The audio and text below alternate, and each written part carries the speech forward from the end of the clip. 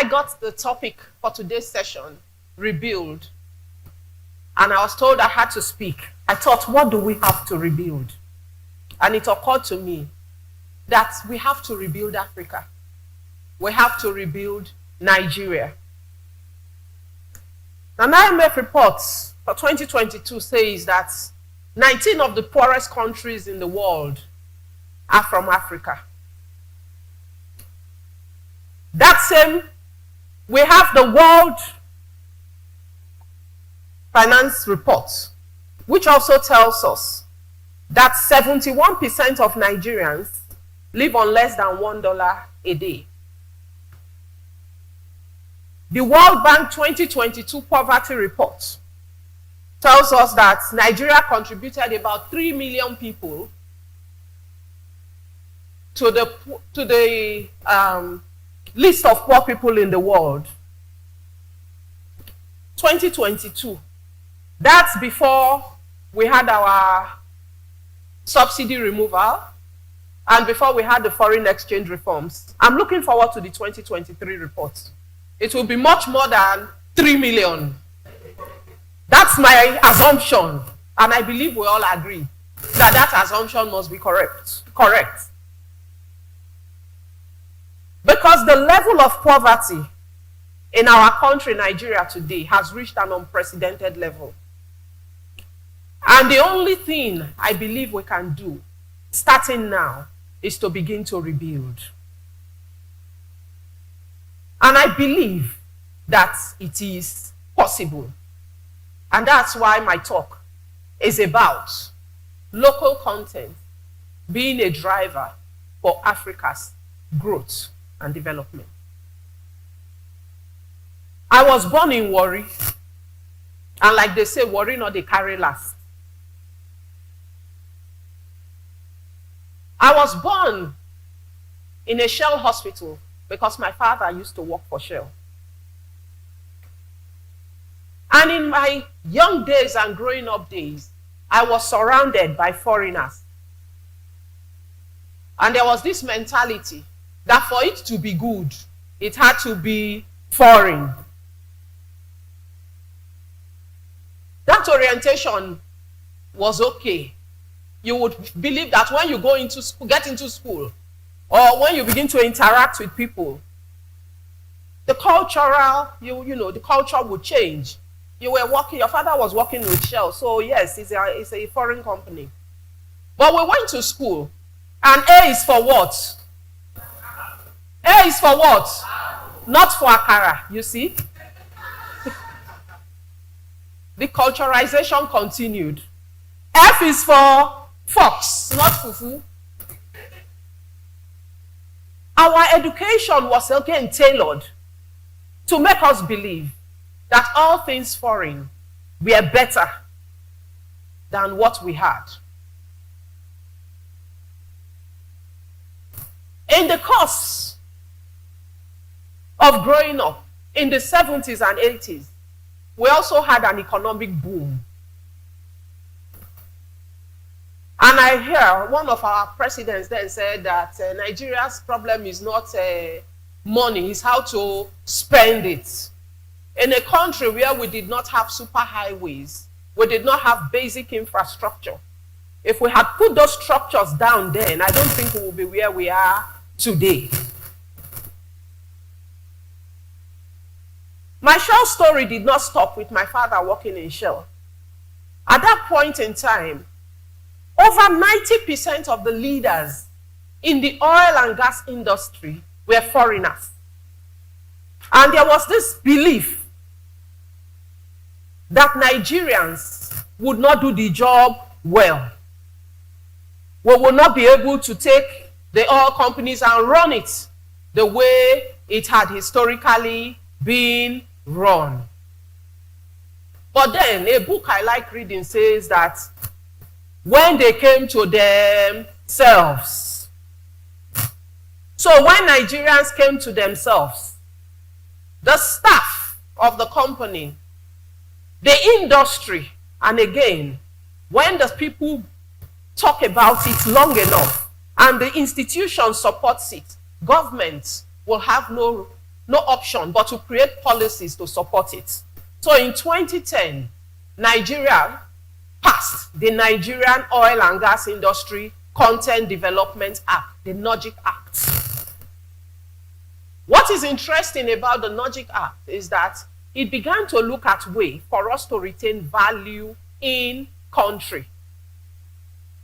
We had gone through the indigenization era in the early 70s where we said, oh, the oil companies can no longer outrightly own these companies. Nigerian government owns 55%, 50% of these companies.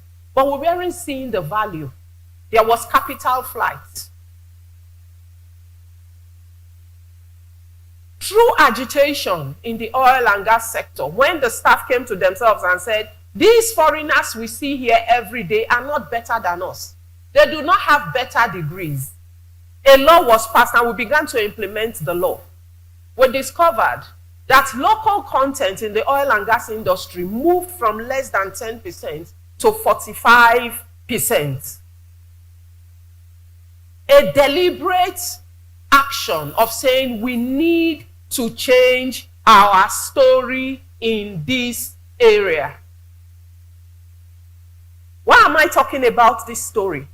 Because I believe that until we come to ourselves in other sectors of our industry and begin to understand that things are not just going to change themselves, we need to get tired of the current situation and begin to work to change it. Miracles don't happen the way they used to. I also worked for Shell. And I worked in that company for over 20 years. And I left 2 years ago.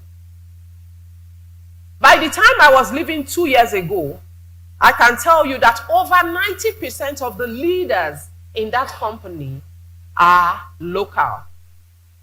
Moving from a situation where 90% of the leaders of the company were foreign to a situation where 90% of the leaders in the company are now local, without a drop in standards, without a drop in our ability to do business and be able to align with global, it's a global company, align with global standards and deliver results in line with global standards and at par with other international oil companies and other branches of Shell across the world, tells me that we are good enough.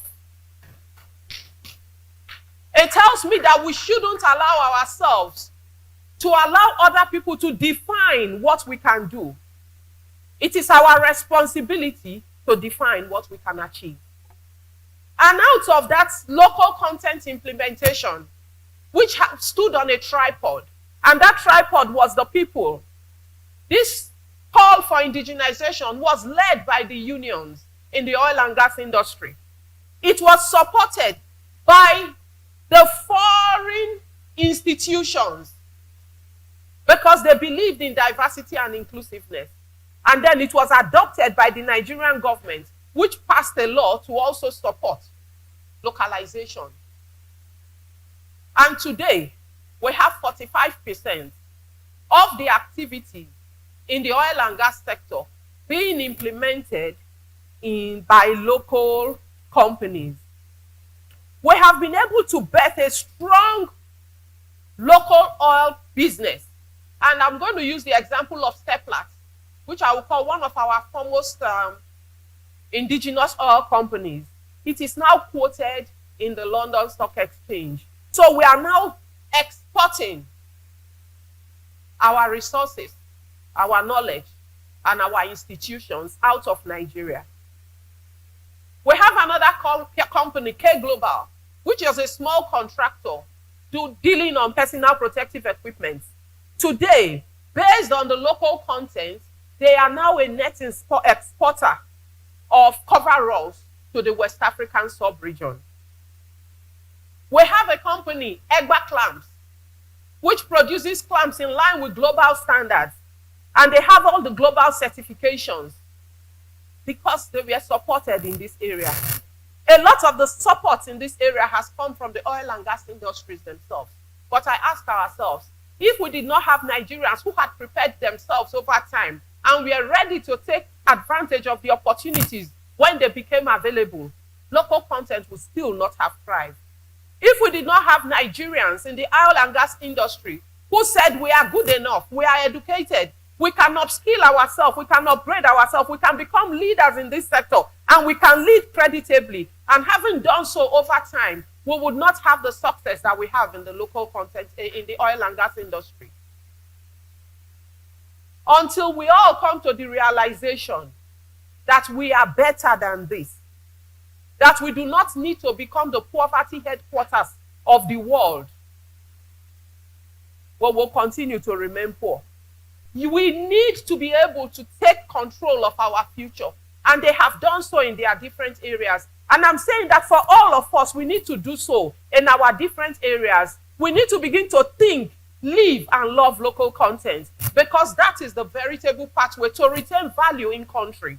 And that is a pathway for each and every one of us to begin to succeed in our own different areas. Whether you are called to the medical team, whether you are called into agriculture, whether you are called into tech, in whichever area you find yourself, when you are able to harness value, resources, and services in country to deliver on your projects and your services, you are retaining value in country, and you are creating wealth, and you are increasing the GDP of your region. And that is what we need to do in Africa.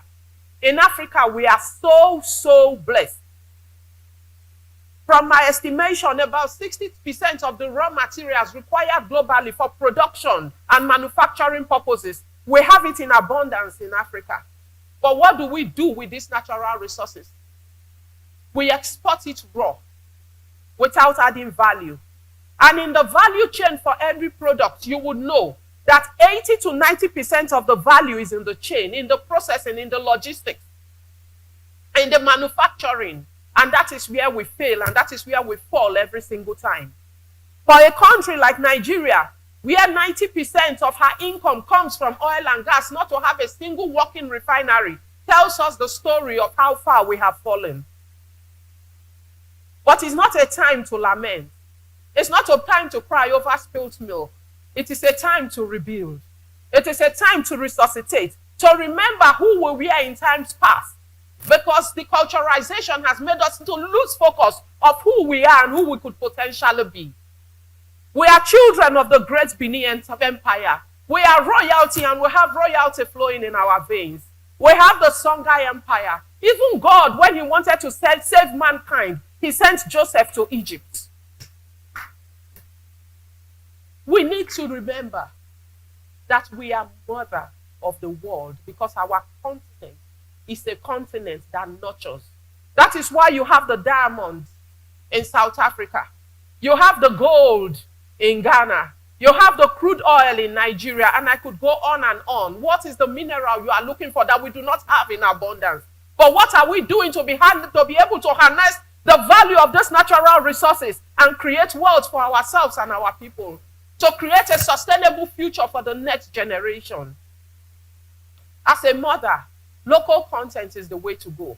I am told that sometime in the mid-70s, Malaysia came to NIFOR here, the Nigerian Institute for Oil Palm Research, NIFOR, to do research on oil palm. And they took this oil palm back to Malaysia. And today, they are the global story in palm oil.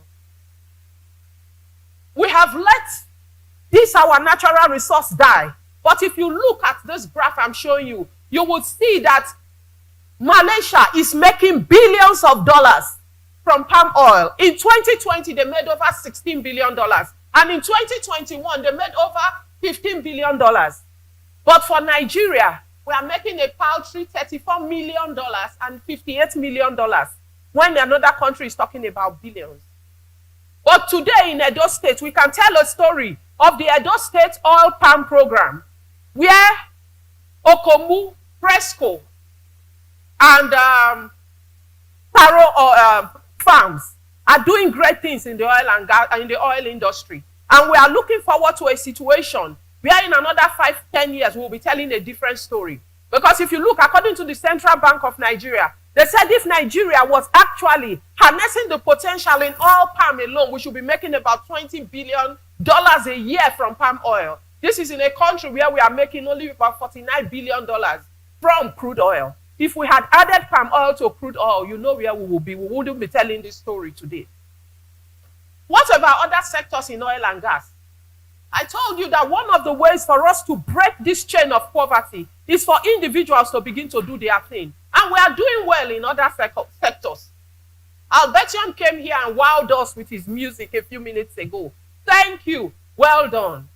Today, Rema is trending globally because he's telling us all to calm down. But I'm telling Rema, this is not a time to calm down. This is the time to act and to take responsibility for our future. Harness it for benefits. We are not calming down. What about Nollywood? Nollywood has taken the world by storm. But it is not because of government intervention or because of institutions. It is just individuals who have decided to take their future into their hands and say, I'm not going to tell a story of I don't have a job, or I can't do anything, or the government is not helping me. I'm going to take ownership of my future and do something great with it. There are available areas of opportunities in the fashion industry. In the car industry, we have Innocent. None of us is using Innocent vehicles if I take a poll. But how will that industry grow if you and I don't drive Nigerian?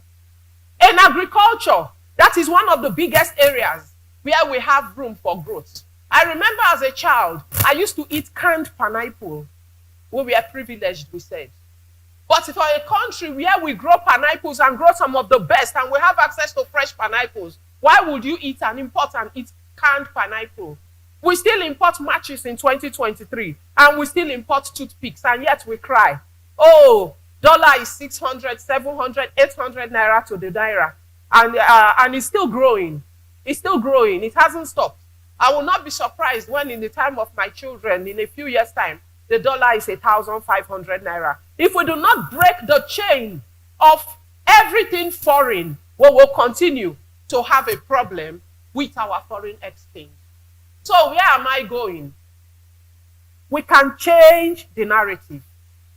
What does it take? It takes you and I, a reculturalization to say, I'm going to go Nigerian. I'm going to go African. I'm going to eat local. I'm going to use local resources. It takes each and every one of us saying, I'm going to do things differently. We are called the poverty capital of the world. We can change it. Growing up, every home had a garden. And today I ask you, where is your garden? You say, I live in the city. I don't have the land for a garden. But you have flower pots. You have rice sacks. You can make a garden anywhere you are. And that garden will eliminate poverty. It will eliminate hunger. And it will raise our standard of living such that we are not the poverty capital of the world. So yes, government has a role to play. Institutions has a role to play. But I'm not waiting for government and I'm not waiting for institutions. That is why 2 years ago I left Shell to come into the public sector and see what impact I could make if I was in government. Because I know that it takes each and every one of us collaborating to make that difference. And I know we can make the difference. And the question I will leave you with today is, where is your garden? What difference are you making? What change do you want to make? What story do you want to tell? It starts today. It starts now. And we can do it. Thank you very much.